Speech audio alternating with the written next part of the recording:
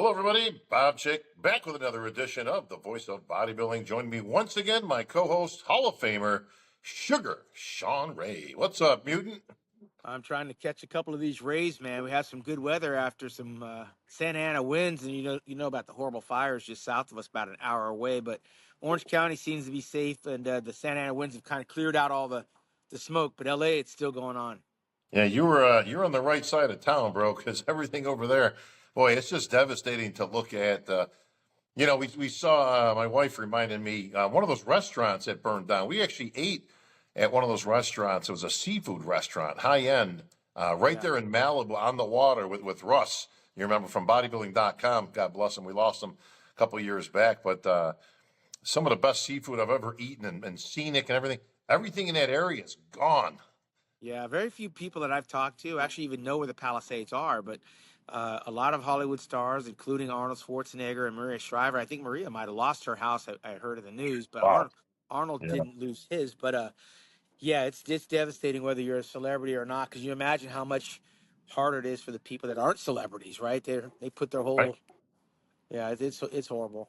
Yeah, I mean, if But you've got a second or a third house you can go to, I mean, listen, yeah, it sucks no matter what. But you're right. There's a lot of people that don't have that luxury. I just can't imagine losing everything. Like you got nothing. You got the clothes on your back and your car that you escaped in. But yeah. Well, we donated a lot of clothes. I mean, I think most of the people that's all they can, these people left with the clothes on their back, so they can't have too much clothes. But we did what we could. The humanity is starting to come through from people, their generosity, but that fire is still not contained. It's crazy. no, unfortunately, the Santa Ana winds actually flared back up, so it's making it even tougher for the firefighters to get any headwind on this. But it'd be interesting to see the LA Fit Expo, as you've gone to it many years now, is coming up in just a few weeks. So hopefully everything can get kind of contained and sorted out before then. But the season is marching on, my friend. But I got to be honest, buddy, I got a bone to pick with you, and I got to Yeah, start off with this because I got to keep things real, bro. I know we've been bros, we go way back and all that stuff, but how dare you yeah. have an opinion of your own when it comes to what's going on in this sport? Like, That's dog. where do you think you're coming from having an opinion It's on any dogged my matter in this sport, Shawn Ray? it's dogged my entire 40-year career in this industry, to the degree that there's a lot of people with hurt feelings because their opinions are more important than ours. And I don't think our opinion's more important than theirs. Certainly, I don't try to clap back at everybody that disagrees with me. But can you imagine in the NFL if on game day Sunday before the game starts, one of the announcers, like, I don't know, Shannon Sharp, who played the games in the Hall of Fame, says, quarterbacks X, um, he better not throw 3 or 4 interceptions, but he has been notorious for throwing interceptions and losing the games. And then the quarterback comes after Shannon for saying that before the game. I mean, Well, for those who aren't familiar, and I know pretty much anybody who's actually watching this is familiar, of course. Last week we went on season opener, Voice of Bodybuilding, and we put some critique and some concerns and some um, some of our opinion as opinions. to things going on in the bodybuilding universe. Well, one of those things is that we've seen recently in the news that Derek Lunsford got himself a new coach. That new coach happened to be Chris Aceto. Great. Yeah.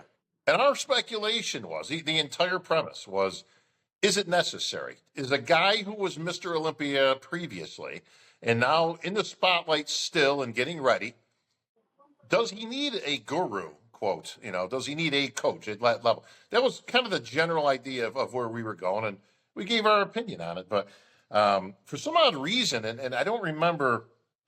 Listen, I'm not sophisticated enough to go back and timestamp stuff, but I don't remember you really calling out Chris Aceto for anything personally. Really, you just kind of gave a general overview. While you could have, because you do have names, and I know everybody knows you're not a big fan of the guru.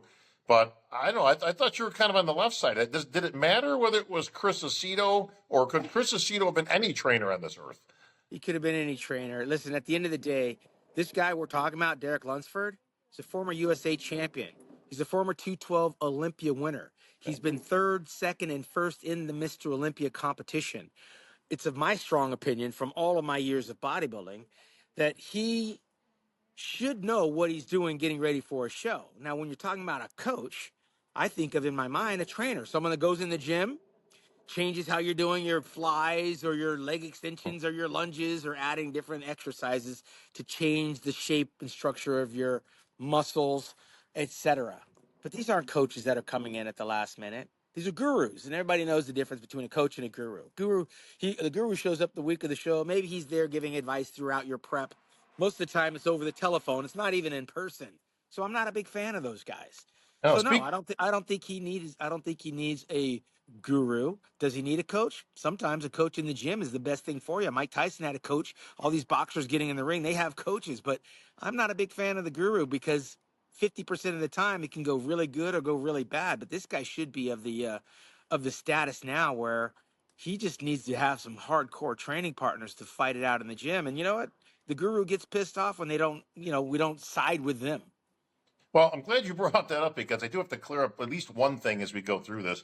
I saw Dave, Dave Pulombo, of course, and Chris Aceto. They put out this big video and said he went nuclear on you. I don't. I actually watched most of it because I had to see. Nice job, guys, with the title that had nothing to do with nothing. If that's going Clickbait. nuclear, that's about as butter soft as I've ever seen. But he went on. I don't think he even understood. They either didn't watch what we said, or they got it third person, or they just didn't understand the words coming out of one of our mouths. Because Chris went on this little rant of an analogy. He says to Dave, "Can you imagine in a boxing match that the boxer goes over, the bell rings, and he goes back over to the corner, and there's a little fat bald guy coach, training in there, and it's this really weird analogy. And he says, and they say, hey, can you look at this guy? What does he know? He doesn't look like he's ever boxed a day in his life. And I thought to myself, that's the weirdest analogy I've ever. And then it dawned on me what he was talking about. So let me clarify this for you, my friend. Okay, Yeah. when you said Chris isn't in the gym, okay, he's not there. He's not this. You remember that whole sequence, right? Yeah. Right. He thought you were saying because he doesn't look like a big bodybuilder, and Chris No, did compete many, many years ago in the NPC, but that's I irrelevant. know his history. But he thought you meant because he doesn't train in the gym and he's not an active bodybuilder. Somehow that disqualified him from having any knowledge. That's not Not what you said at all. You meant him being no. physically in the gym with the person that you're representing or training or coaching. That's what a coach does. They show up on the field. If I want a quarterback coach to help my quarterback develop better skills, or my boxer to work on his jab or his left hook or his uppercut, I've got to be in the gym doing those things. Chris can't teach Mr. Olympia how to train. Aceto can't teach him the first thing about working out. This guy is a highly decorated, legendary bodybuilder who doesn't need the advice or the opinion of someone who never even got a pro card as it relates to bodybuilding. So now we got to call it what it is. He's not a coach, he's a guru. And I'm not a big fan of gurus because they make too many, some of them are very fatal mistakes that they make, and there's no accountability. So I'm not a fan of the guru, and I'm consistent with that. He shouldn't be surprised I said that. No, and we all know, listen, we're under no delusion that you need to look the part to have knowledge. I mean, listen, most No, of the quote trainers, gurus, whatever you want to call them, coaches, uh, aren't competitive bodybuilders, or they correct. never amounted to much as a competitive bodybuilder. It doesn't really make Yeah, any difference what they look like. I The agree. knowledge that you possess and what you can offer to somebody is what we were discussing and talking about. But I did think that was kind of funny in that it's like he completely, just Well, didn't I'll tell get. you, Bob, where I'm coming from is that some people think they're more important than they actually are because they feel like they are a necessary component to the industry. Hanging out with successful bodybuilders doesn't make you a great coach or a guru. I'm not a fan of gurus. At the end of the day, I mean, I lost too many friends and too many colleagues at the hands of gurus. I don't have to name names. They're just bad for the sport. And I come up with a time where there's not a bodybuilder in the 90s that could sit there and go, this guy that never comes to the gym with me gives me my advice on my whatever. Because all these bodybuilders, they had to figure it out on their own. So I'm entitled to my opinion. And look, the guy maybe if Derek Lunsford wins the Arnold Classic and he beats Sampson, someone that he's already beaten before, are we going to be surprised? I mean, he's got all the capabilities of beating Sampson. Does he need to reinvent the wheel to do it? I don't think so. Are we going to sit here and give all the credit to a guru that's brought in at the last minute, or are we going to credit the athlete? who's had to pivot and adjust and do some things differently because he tasted defeat. Derek Lunsford is capable of winning. The last thing I'm going to do is give his guru the credit for that. And I don't Yeah. think Derek would give his guru the credit for that. Listen, all we can all hope for is the best of all worlds. That everybody shows up in 100%. We always say that. We try to handicap these events. You try to take a guess as to who's going to win, who's going to take second, who's going to do what. All we can ever do is hope somebody comes 100%. Your opinion was that it could, and I'll quote you, could go really good or it could go really bad. What did you mean by that? Well, I mean, listen, it's a crapshoot. When you're bringing in a third party that you never worked with, and you've already got a decorated Hall of Fame resume, and you bring in this guy that you've never done anything with, protocols are going to be different. There's going to be some changes. Otherwise, what are you paying him for? The guy's, the guy's going to get paid. He's coming in. He doesn't work for free. But even if, let's say, he is volunteering his services for free, what's Derek necessarily going to learn? I mean, he's already been to the mountaintop. So some guys have bought into the idea that they need to be in a team, and I'm not going to knock Derek for wanting to have the most capable team around him. I just think it's a dangerous gamble that he didn't need to take. And if Derek went in this show like Samson did with his wife, no one would fault him. I mean, Samson won the Mr. Olympia with his wife. I mean, Yeah. I mean, and she's that was not kind of she's no guru. that was kind of half the point as we were expressing was that here's a guy who got rid of the traditional guru, coach, again, whatever you want to call it. And nothing against Marlena, his wife, a very lovely lady, and they've always been nothing but kind and nice. And listen, she may have all the knowledge in the world. I don't know.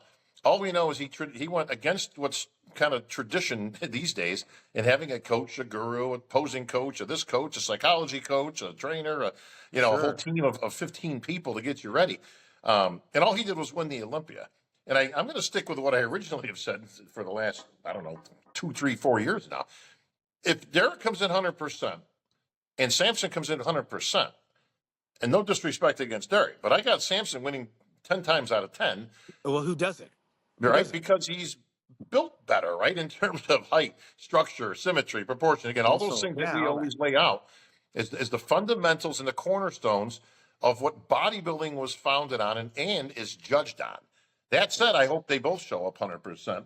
I don't want to give this guy any more. I don't want to give him any more credit or 5 minutes of fame. Listen, hang on. I got to give him at least the whole thing is clickbait, bro. I got to give him at least. Well, yeah, the title was because, like I say, if that's going nuclear on somebody, that's about as lame as it gets. I mean, come on, I expect more out of you, Chris. You can come up with a better. Although he does want your ass. But we're talking about a former Mr. Olympia and the Arnold Classic. Yeah, I don't need to spend 2 more minutes on a guy that shows up in the 11th hour to help some guy stay motivated. Well, the other problem he's got with you, my friend, is first he wants your ass fired. Okay, you need to be fired immediately. For 20 years. The Olympia has taken a blind eye to you, and I don't know what this has to do with the Olympia. He seems to have a problem with you in general, but his biggest problem, I guess, aside from you just being you, is he doesn't like your commentary. Like he doesn't like now he kind of splits it. He actually gives me a pass. I'm not the bad guy in this. You are, which is good. So I can say whatever I want. I'm always professional. And now I believe he's talking about me in my capacity as an MC. Actually gives me a few nice compliments, and I appreciate that, Chris. In that I don't really go out of the box when I'm on stage, announcing these guys and doing anything. Well, that's true because I'm on stage in that capacity.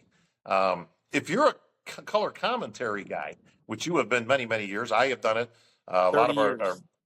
We've done it for years. I mean, with different various shows, but your job is to expound. He seemed to have a problem with you bringing up anything other than somebody's physique. Like if you had mentioned that somebody had recently gone through a divorce and maybe that's affecting them on stage, or it does. Maybe they moved recently, or they, isn't that part? Don't we hear that with any commentator on any sport? Of course, it all factors into this. He's never been on an Olympia stage. He doesn't know what it takes mentally. He's been around Olympia champions. He maybe been in a dressing room looking at some bodybuilder posing in their underwear. He's got no clue what it's all about. He's a guru. So if that's what he wants to be and he's not getting the credit from me. Hang on, John. I think his beef with you is that like he seems to think that you bring up things that aren't really relevant or they're personal when you're doing commentary. But is that the case, or is that if you listen to commentary? I've listened to football games. where they'll talk about a guy in his capacity. He's like, well, he's had a lot of things going on lately, with Of a high course. profile divorce that was in the news that might affect his play. So I've heard it from other commentators. So is it just wrong when Shawn Ray does it? It's only when Shawn Ray does it. Remember Mike Tyson when he crashed his car Sure. and going Sure. through the divorce with Robin Givens, and Tiger Woods going through the whole affair thing with his wife. I mean, are you kidding me? I mean, all of that stuff is not top secret. It's only a matter of his opinion not jiving with my opinion. I'm not going to give this guy any more credit. We're talking about Derek Lunsford. This guy is in the hunt for being the next Arnold Classic champion. He's never won it before. He's got vengeance on his mind. He's got redemption on his mind. He's got to go through this behemoth Samson. I made a mistake of even mentioning Chris because I gave him 5 seconds of recognition, the kind of which he doesn't like. And of course, he's been campaigning for my job for 20 years to get me fired and make me go away. Who's Chris in the grand scheme of things? He's not getting on the stage. It's going to be Derek. I think it's a bad move on Derek's part because he didn't need him, but it might be the best thing that Derek ever made as far as his decision making. I'm not Derek Lunsford, but I do have an opinion. I was there his entire career. I'm actually the one that told him to go get with Hani Rambod. Derek will tell you that. So Well, getting with Hani Rambod, I recommended him to do that, and he did it. He didn't do it on my behalf, but I endorsed Hani, and Hani had great success, just like I'm he did gonna with Jay, Phil, and Ronnie Coleman. Chris isn't in that conversation. Come on. I'm gonna say this. Listen, Dave, Chris, listen, we're all in the same game. We all do the same things. We critique. We put our opinions out there and the It's all things. opinions. Yeah, Right? it's all. That's what we do. We're all in the same business. Okay. So if you got other items that you want to take up with Shawn, I mean, that's fine. But just because your name came out because you're the new trainer doesn't mean you're off limits in terms of anybody bringing you up. 100%. He brings up his record. He had 162 people, win a show or turn pro or whatever. Listen, those numbers Yeah, are great, but they're a little disingenuous in that. Well, how many did you train that didn't get a pro card or 100%. Yeah. 572? I mean, I'll guarantee you the loss column's a lot bigger than the gain column when it comes to Well, you or any coach out there. And I want to make emphasis on that because it's not just Chris Aceto. Listen, I'm sure there's guys who think he's the greatest coach in the world because he got him where yeah, he needed to go. yeah. But when you look at what they contribute and all that, now I'm going to dovetail into our main premise here and our main point for this edition of the VOB. It is almost unanimous out there in the world of bodybuilding that the physiques of the 90s are better than the physiques of today. Yes or no?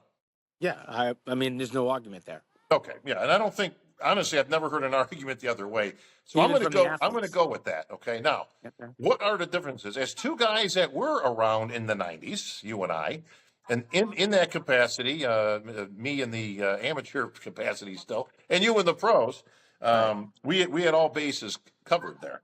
But we were around at the same time. We came up in the same shows. Shawn, you and I came up as teenagers, and everybody back then. There was no gurus, there was no coaches, there was no nobody.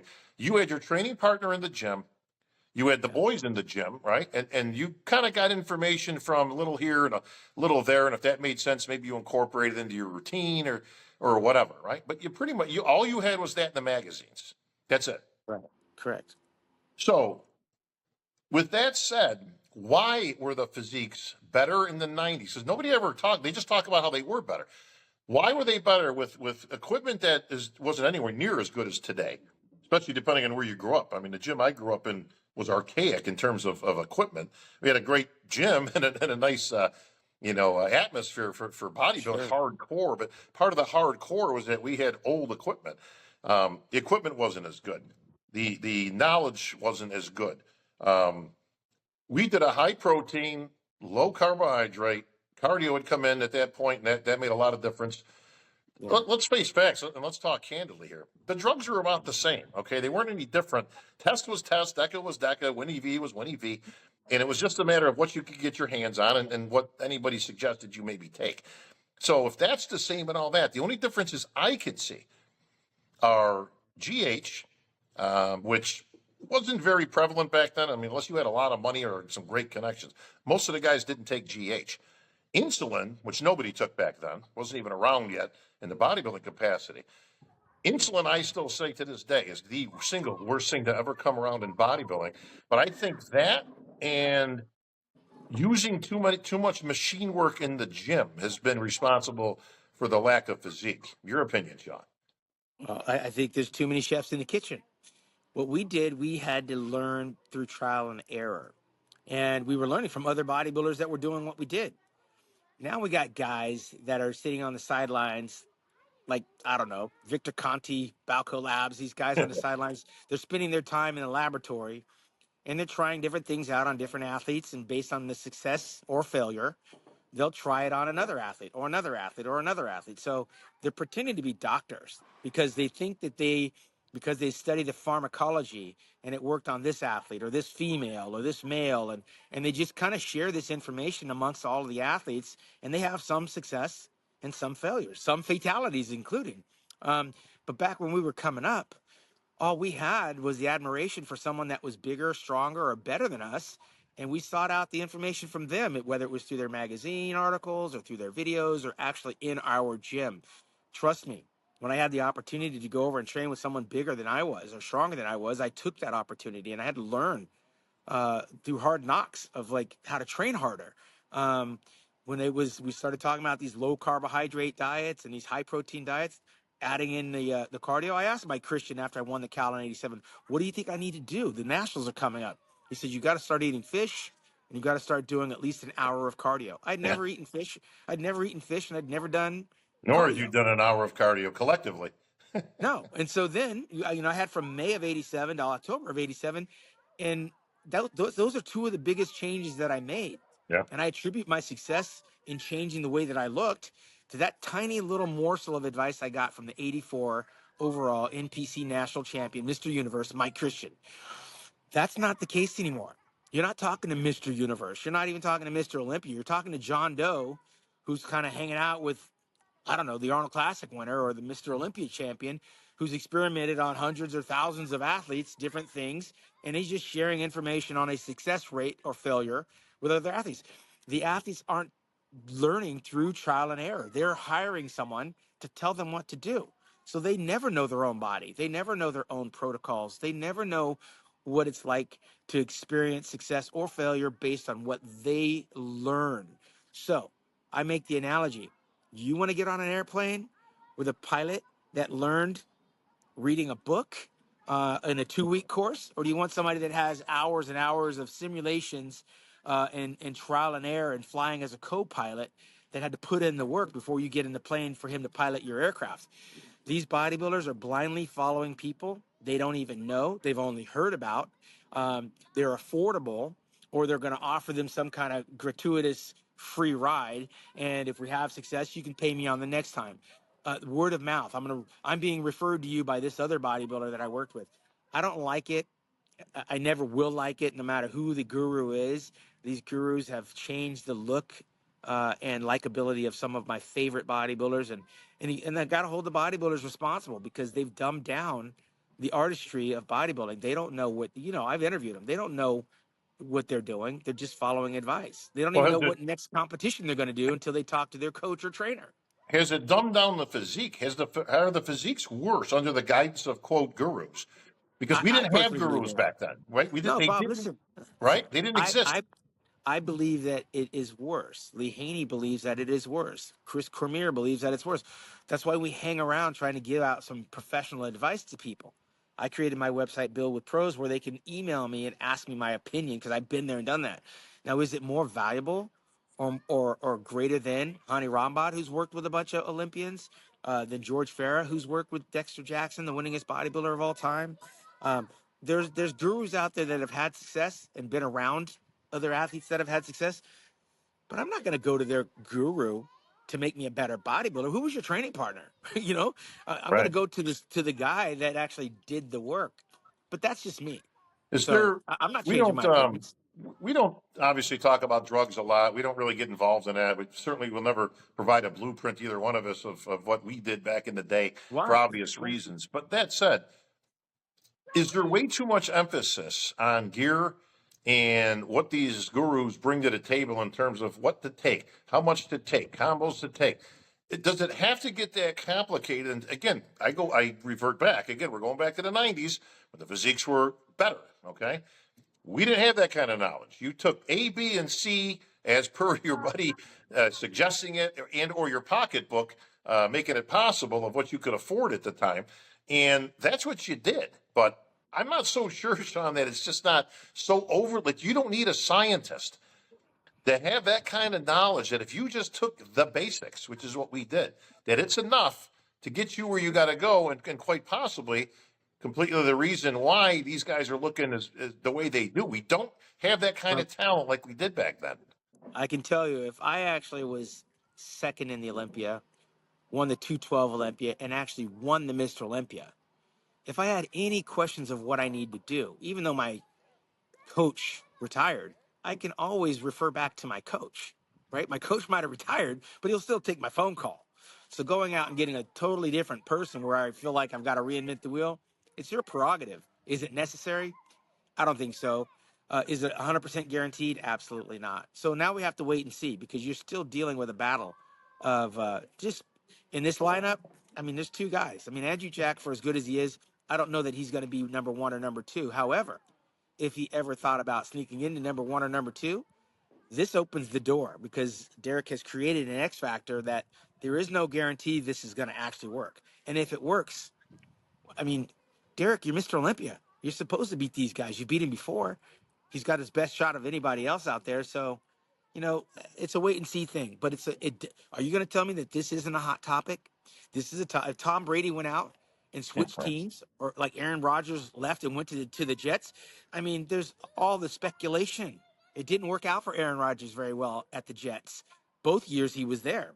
Right. He's still a Hall of Fame quarterback. If it doesn't work out for Derek at the Arnold Classic, I'm not going to jump all over Chris Aceto as if he's the reason that he failed. He'd be getting beat by the superior bodybuilder that we actually are anticipating will probably happen if he winds up beating the current reigning Mr. Olympia, which if I'm a betting man, I don't think will happen.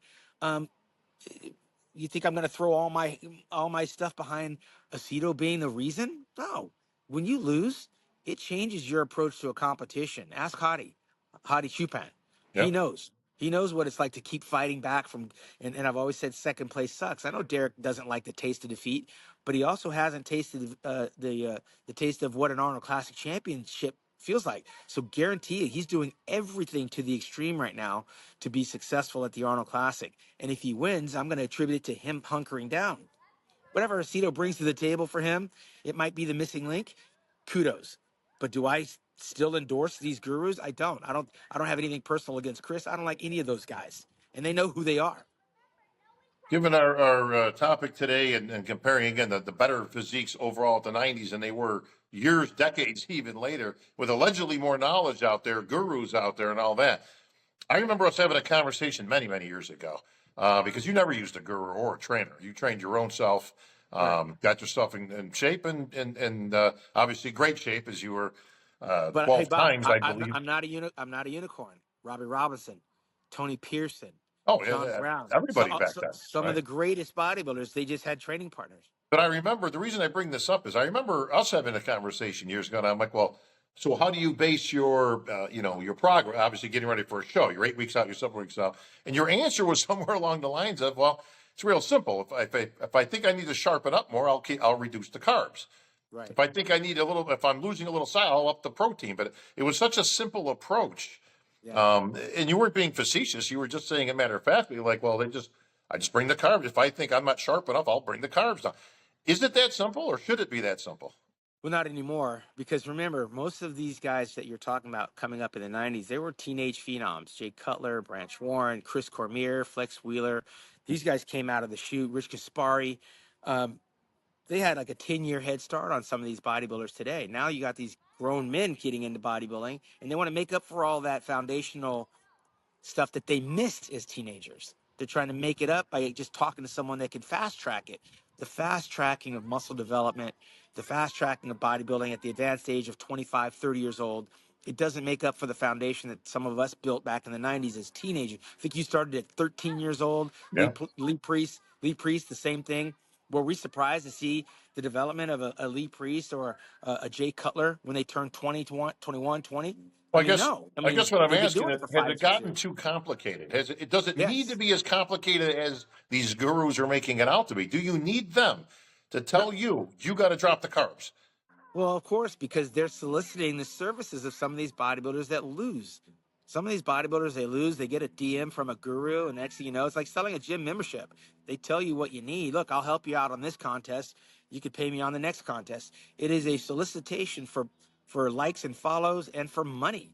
And these bodybuilders that are following these leads, thinking they need somebody to tell them what to do because they don't want to do the trial and error on their own, it is the misinformation game, and it shows up on the stage. And for those bodybuilders that think posing doesn't count, it may not be scored, but you know what? What you're showing the audience, But your it is hard work, judged. what you're leaving behind is a mess. It doesn't compare. You know, I look at the guru today and as it relates to the topic, and I can't help but think of Matt Jansen, who 3 years ago, if I brought up the name Matt Jansen, you had absolutely no idea who I was even talking about. This guy was new on the scene. All of a sudden, he got a couple guys up in the Olympia level that were doing pretty good. This guy was the go-to guy. Like it seemed like everybody was leaving these other gurus, and Matt was just, he had his hands full. And then all of a sudden, he became persona non grata real quick. Like all of a sudden, Matt Jansen is in the news, right? All of a sudden, he's getting shit on by this guy and that guy. And I know Quint Beastwood out there, Quentin has gone on tirades against this guy. There was this former trainer, pretty much blaming him and all that. And then he had enough, and he's like, you know what? I'm out of here, man. I don't need this, and he's gone. Yeah. But Well, as it relates to the gurus, we've really moved into this reality TV space, like the Real Housewives. I mean, we're talking about the right, gurus. We're talking about the gurus and not the athletes. It's there's a lot of things wrong with social media that are making people more important than they are. At the end of the day, it's a physique show. I haven't seen a guru stand on that stage and take accountability. They try to get up there and get the limelight when their athlete does well, but where are they when they lose? well, speaking of where are they? They're about 6 weeks out now from the Arnold. So now we're getting on the crunch time now. I did see some pics of Carlos Thomas, who we touched on just a little bit the other day. I know you saw the pics and possibly even the video. What did you think of Carlos? Is he ahead? Is he behind? Does he need to hurry it up? Where is Carlos in your terms of how high can he place at this show? Yeah, he's big, man. He's big. Like I said, Victor Richards, Akeem Yep. Williams. He's got all the muscle in the world. Johnny Fuller like muscle, Burl Yeah. Fox style muscle. But again, when you get under those bright lights of the Arnold Classic, which are not made for photography, they're more made for television, right? Yeah. That big roundness, that big fullness, it gets watered down. You put some oil on there, you mix it with some sweat, you lose the detail. And Derek's going to bring the detail. And even Samson's got to be very careful of coming in too big because the darker skin absorbs that light and it can make you look kind of smooth. Um, I think the kid needs to be a little bit more ripped, right? So he has got all the muscle in the world, but the challenge is on him to come in shredded, and we've yet to see him shredded. So he's still a work in progress. He didn't compete for a while, and then when Well, he this did, will be, it was 2 years. No, was it last year he competed in Texas? He took a third place in Texas. yeah. Um, it But looked good. it's been a slow run up, right? But Yeah. I think that when you bulk up, bulk up, diet down, you're making that muscle maturity harder and harder and harder. And when you take those big gaps in preparation, it's hard to lean out and thin the skin, and that's his problem. He's got to have that thin skin. He's going to have Yeah. to show us some detail. He's already got a couple of strikes against him in terms of his height and his thickness. He is very short and squatty and big and round. I mean, Yeah. he's the perfect off-season bodybuilder. Will it translate on that stage with these Olympians? It's gonna be deep waters for Carlos. Well, he's got, I mean, I don't think anybody that knows the game and follows it and critiques it would have him competing against the top two. I don't think there's any way, shape, or form he actually mounts any challenge against those two guys. However, um, can he be third, fourth? Can he challenge Andrew Jacked? Can he challenge, those guys in that next three spot? From what you see, does he have enough muscle maturity? He's certainly got the size. I mean, that He has roundness and enough size is muscle. gold. He's got enough muscle. The $1 million question: will he bring the detail to match that? And that's going to be a transformative experience for him to show us something that we haven't already seen in such short period of time. Can he do it in 6 weeks? Is the question, Shawn? From what you saw. I'm not a betting man, but I've been in that Arnold Classic, and I know what those bright lights bring and the weight of that competition. He literally has to starve away some size, and if he's hungry enough to go to bed on an empty stomach, and wake up and do his fasted cardio and do Yeah. that low carbohydrate diet over a period of time. We've seen people. I remember Gary Stridham came into his first Olympia. He didn't have the back of a Lee Haney, but he was shredded. I remember Barry DeMay did the 1988 Mr. Olympia. He was a universe winner who had lost to Mike Christian, and he was kind of a dark horse coming in. But the only thing that carried him was that he got so lean. He showed us a Christmas tree we'd never seen before. He Yep. got super, super lean. He couldn't have been 228 pounds at Hmm. 6'1". If he makes that type of a transformation, that starvation diet, and you see the cheekbones and the gaunt eyes, anything's possible with Carlos. But it is a test of will, because we know those type of diets are what the guys used to do back in the 90s to achieve that level of conditioning. And I just don't see it in the eyes of some of the bodybuilders competing today. I haven't seen that shredded look in a long time. Mike Quinn did that back in Yeah. 1988 at the Olympia and wound up in fifth. And he was not a guy that was ever talked about of being a top 5 Olympian. He beat myself. He beat Ron Love. He beat Bob Paris. He beat Phil Hill. He beat Albert Beckles. He beat Robbie Robinson. That was Mike Quinn. He didn't even have the genetics that would rival any of us. But he Right. wound up in fifth in his Olympia, and it was all because he came in. I think he was 205 pounds at that show. He was tiny. These guys, and not to any of the present names we're talking about, is certainly not in this conversation because we quite frankly don't know and don't care what they do. But one thing I would bring up is insulin has made its way into this game some years back, obviously with the emergence of Dorian Yates and all that. But back then, I'm pretty sure it was relegated to off-season gains. Now, what I've seen is a lot of this insulin use is around showtime. And we have seen this kind of rear its ugly head, Shawn, where we've seen people come out uh, 5 weeks out, 6 weeks out, 2 weeks out, and they look fantastic. I mean, big as a house, muscular, round, all that. And then when you see them on stage, something starts to melt. They just start kind of disappearing. I think it's probably one of the single worst things that's come along or to be utilized in preps. I remember, again, us talking years ago. You weren't a big carb up guy at the show. Actually, you didn't Yeah. do any carbing up.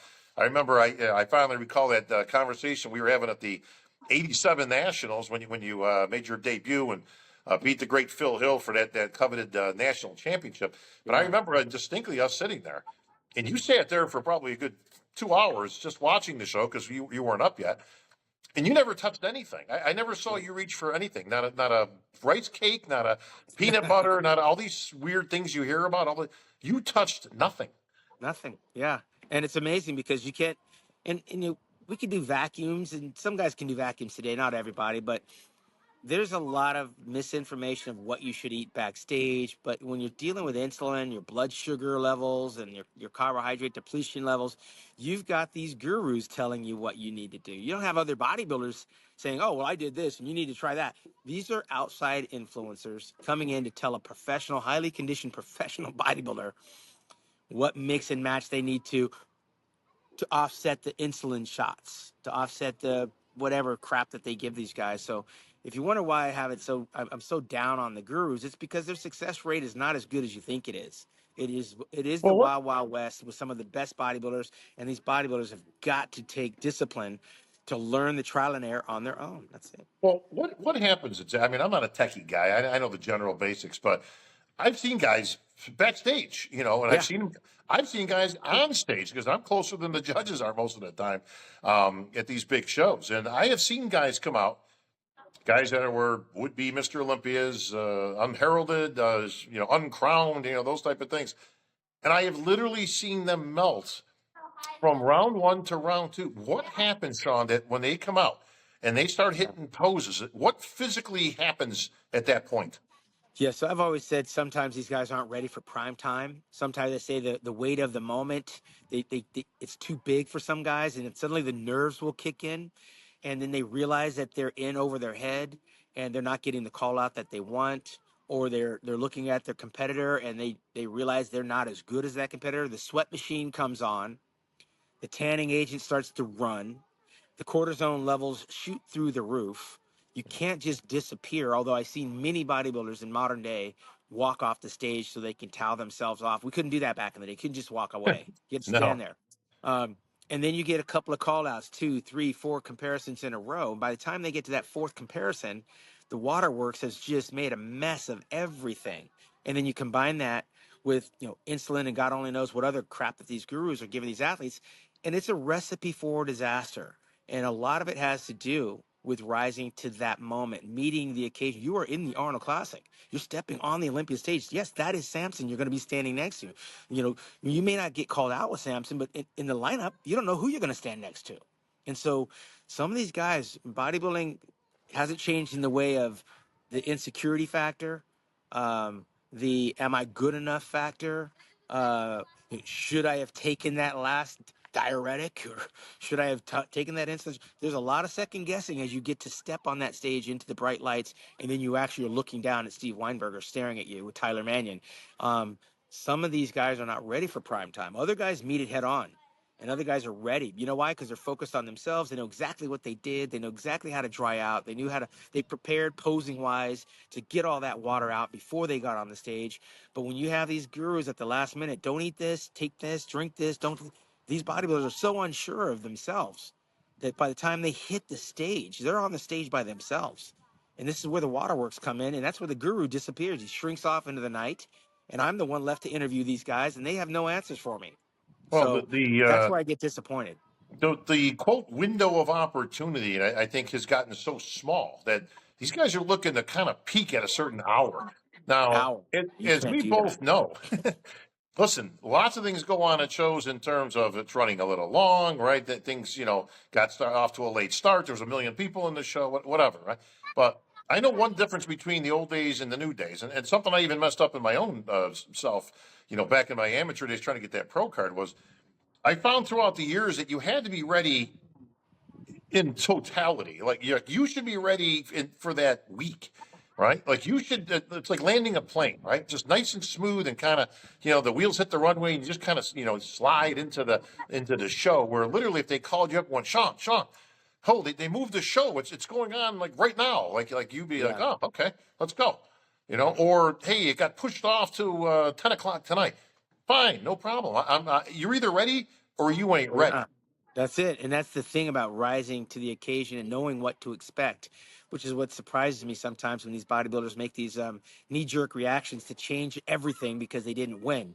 Well, now it's going to be a risky proposition because you don't know what you're going to be going up against. But I can tell you, you're comparing what your old coach did with what your new coach is telling you to do. You're not on solid ground. It's a crapshoot. You're going up there you're questioning whether this guy is giving me the right info because I was so secure with this other info. It doesn't mesh up. It's two different approaches, and I'm going to just blindly give you all of my faith. It's a nervous time when you start turning over everything that you own to a new entity or even opening the door. It's tough when someone says, let me get your social security number. It's Right. you don't want to go just willy-nilly rattling off your phone number at the grocery store with 20 people standing there as they're asking for your. So turning over everything to an unknown entity is kind of risky business. There's bodybuilders willing to take that risk. I'm not one of them, never was. It's disappointing from the standpoint that we can't just give the bodybuilder the credit for digging in, hunkering down, preparing for whatever is going to come. And then, not having that out by saying, well, I worked with a new coach or my coach gave me some fake gear. We heard that last year, right? My coach got me some fake gear, right? From the coach. The coach got you fake gear. Well, the bodybuilder doesn't know. The bodybuilder probably paid the coach for that fake gear. He had no idea until it looked like shit and it was too late. Well, But there's the whole year. It's gone. if there's a pearl of wisdom that any of you that are watching out there today take from us, whether you're an amateur or whether you're a pro, be ready for the entire weekend. Be ready on Thursday, Friday, Saturday, Sunday. You should be ready for that stretch of time. There is no magic window that you're going to just happen that, okay, we're going to drop the water at this time, and then we're going to do this, then we're going to hit a diuretic, then we're going to have a banana at 7:14. It's exactly, and that's going to kick in around. Listen, when you're that Run, complicated, when you're run. that sophisticated, okay, Yeah. the more sophisticated I got, Shawn, with that kind of stuff, the worse I got. I was way better when I didn't know half of that stuff, and I was just ready. I was ready at that point in time when I got off that plane or out of the car or whatever that show might have been. I was ready. All you had to do was put Yeah. color on. That's it. Yeah, I've seen bodybuilders do a full body workout backstage before they go on stage. It's like, it's just Right. nerves. Yeah. Those mistakes being made on the stage this big are not welcome. You've got to show up ready to go.